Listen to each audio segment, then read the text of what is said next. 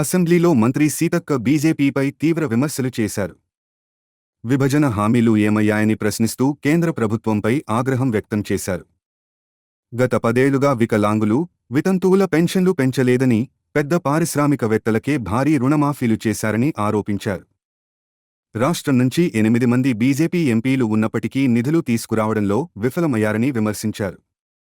కేంద్రం సహకారం లేకపోయినా రాష్ట్ర ప్రభుత్వం 6 గ్యారంటీలు, ఉచిత విద్యుత్ వంటి పథకాలను అమలు చేస్తోందని తెలిపారు.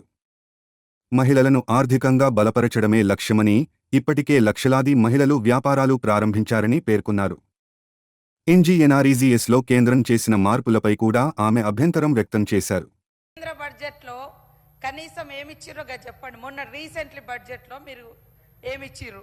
అదేవిధంగా ఒక్క జాతీయ హోదా కూడా ఒక్క ప్రాజెక్టు కూడా ఇయ్యలేదు సార్ ఈ 12 ఏళ్లలో. అదేవిధంగా విభజన హామీలకు సంబంధించి కానీ 2014 నుంచి ఉన్న బకాయిలు కూడా ఇప్పటి వరకు ఇవ్వనటువంటి విషయం వారు చెప్పాల్సిన అవసరం ఉంది అధ్యక్ష.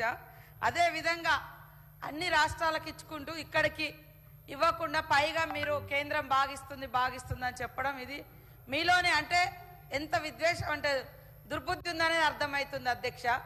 ఒక్క జాతీయ ప్రాజెక్ట్ ఒక్క ప్రాజెక్టు కూడా జాతీయ హోదా ఇవ్వలేదు అధ్యక్ష. 2014 నుంచి ఉన్నటువంటి బకాయిలు కూడా కేంద్రం నుంచి రావాల్సిన ఇంకా ఇవ్వనటువంటి పరిస్థితి అధ్యక్ష. అదేవిధంగా అన్నగారు బాగా చెప్తా ఉన్నారు అధ్యక్ష. గతంలో మరి ఎంజీఎన్ఆర్ఈజీఎస్ కింద సెంట్రల్ గవర్నమెంట్ తీసుకొచ్చిన చట్టం 100కు 100% 100 రోజులు కేంద్ర ప్రభుత్వం ఇచ్చే రకంగా ఉంది పని లేబర్ వర్క్. కానీ ఈరోజు మీరు 125 రోజులు అని చెప్పి 60% కేంద్రం ఇస్తుందట, 40% మనం రాష్ట్రం భరించాలన్నారు. ఆ ప్రకారంగా చూస్తే కేవలం 70-75 రోజులు మాత్రమే కేంద్రం పనిస్తుంది అధ్యక్ష. మిగతా 50 రోజులు మనమే ఇచ్చుకోవాలి. అరే మన ఇంట్లో వండుకునేది తినడానికి కూడా వాళ్ళ పర్మిషన్ ఎందుకు అధ్యక్ష? మనం ఇచ్చుకుంటామా లేదా? మీరు కొత్తగా చట్టం తీసుకొచ్చి అది గొప్పదని చెప్పడం తప్పు. అదేవిధంగా అంతకుముందు 266 రకాల పనులు ఈ ఎంజీఎన్ఆర్ఈజీఎస్ కింద జరిగినాయి అధ్యక్ష.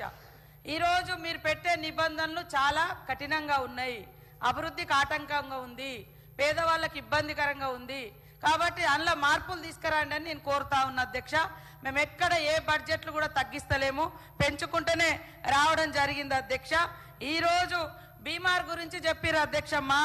మా ప్రధానమంత్రి గారు ఉన్నప్పుడు తెచ్చిరని 10 ఏళ్ళు అయింది, 12 ఏళ్ళు అయింది. మరి మంచి చెడులుంటే ఏమన్నా సవరించాల్సినటువంటి అవసరం ఉండే కదా సార్? పేర్లు మాత్రం మారుస్తారు, రాష్ట్రాలకు ఇన్కమ్ వచ్చేది మా ప్రతిపక్ష రాష్ట్రాలకు ఇన్కమ్ వచ్చే పనులు మాత్రం మీరు ఆలోచించారు. కానీ గాంధీ గారు దేశానికి స్వతంత్రం కోసం ఒంటి మీద కనీసం గుడ్డ అంటే బట్ట కూడా లేకుండా సర్వస్వం త్యాగం చేసి ఆర్ఎస్ఎస్ వారి చేతిలో చంపబడ్డ, గాడ్సే చేతిలో చంపబడ్డ ఆయన పేరు మాత్రం తొలగించారు.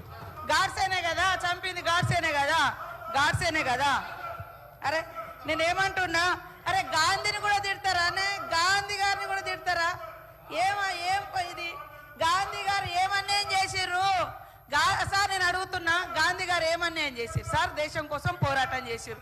అవును, ఇదే ఆర్ఎస్ఎస్ ను నిషేధించినటువంటి సర్దార్ వల్లభాయ్ పటేల్ కూడా గుజరాతే. ఆయన ఏదో గొప్ప ఆయన కూడా మా పార్టీ, ఆయన కూడా మా